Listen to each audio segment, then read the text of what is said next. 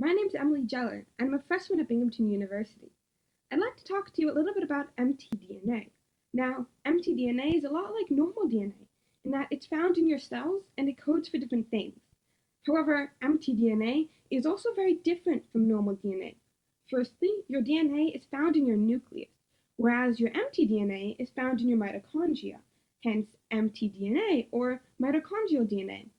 Also, when you think of DNA, probably one of the first things that comes to mind is the concept that your DNA is a combination of both your mother's and your father's DNA. However, mtDNA is purely matrilineal.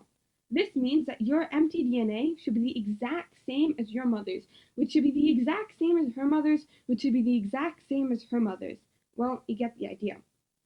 This concept is really helpful in tracking people because we can now find a traceable chain of women. So let's take the people of Papua New Guinea, for example. It's been cut off from the rest of the world for thousands of years, and this is great for bioanthropologists because it means that their mtDNA has not been contaminated by the mtDNA of others. In Papua New Guinea, scientists have found mostly haplogroups P and Q, which originated from what are called macrohaplogroups N and M, respectively.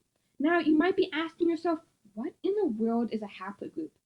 Haplogroups are a way to categorize types of mtDNA created by mutations. Here's a chart from a site called Haplogroup that makes it a bit easier. You can read it similarly to a family tree. Pretend L3 is a grandparent living in Africa. N and M, the children are born, and a few thousand years later, P and Q, the grandchildren, arrive. By tracing the macrohaplogroups M and N, as well as haplogroups P and Q, we can come up with a trail that these people might have taken to get from Africa to Papua New Guinea. We can even look at the most recent common ancestor of all these haplogroups to try and figure out when each haplogroup came about.